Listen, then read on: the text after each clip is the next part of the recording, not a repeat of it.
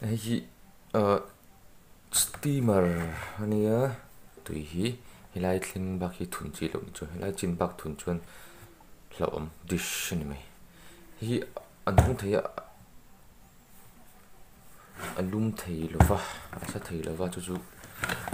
chan kan en chem do na ni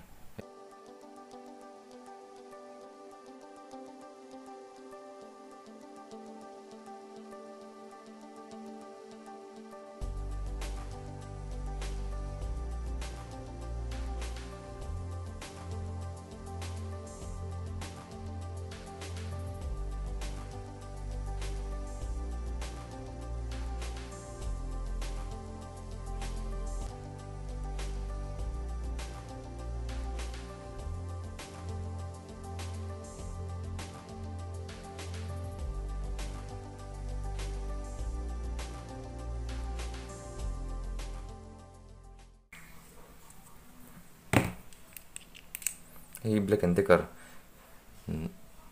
screw nia thakho mai hi hi ti zong hian hi thật là số hay cần adjust xíu à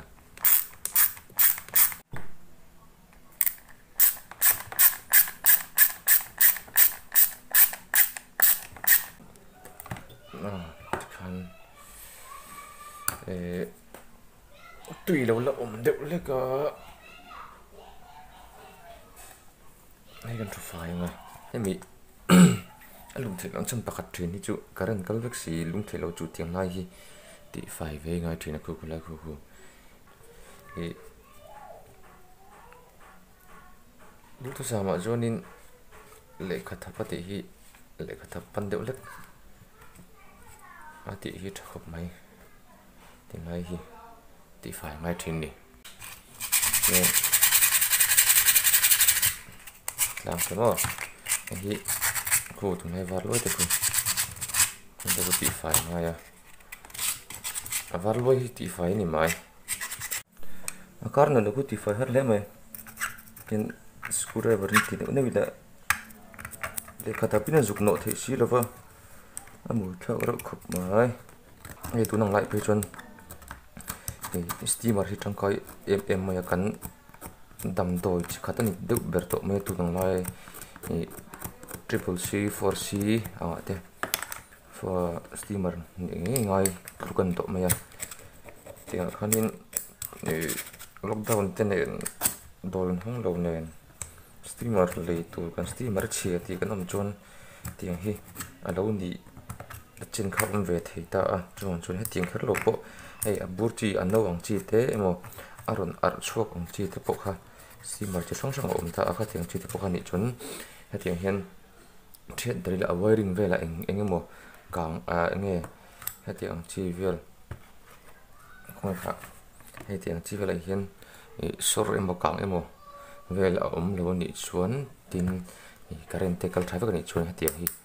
problem kan di ani bring it ma chuan 25 ve chum patula kumi var perpur amoin ti chu atle adum kanot tle to zo kani a file el tu ama zo kani ko not ya var ni lawina tle ni no no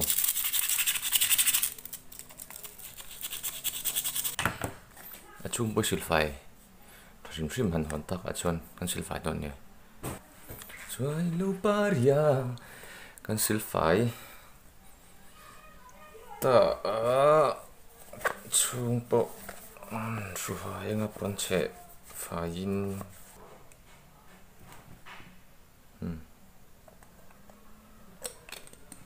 kan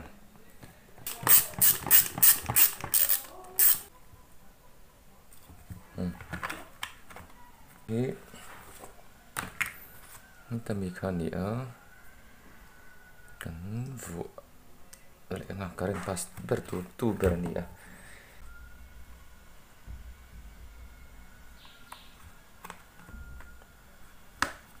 mi kara hian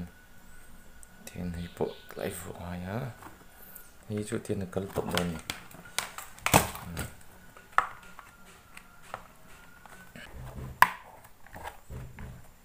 chung rum hi ol untuk ke tipe ini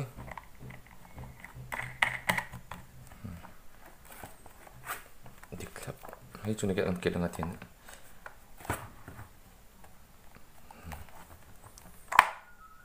chip mak mayangkan kailangan sebentar yang tes sang tuna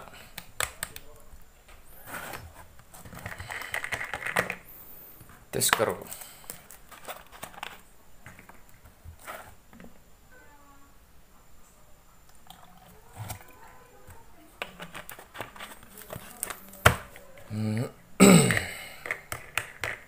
hệ chúng nó bằng song hi achak zok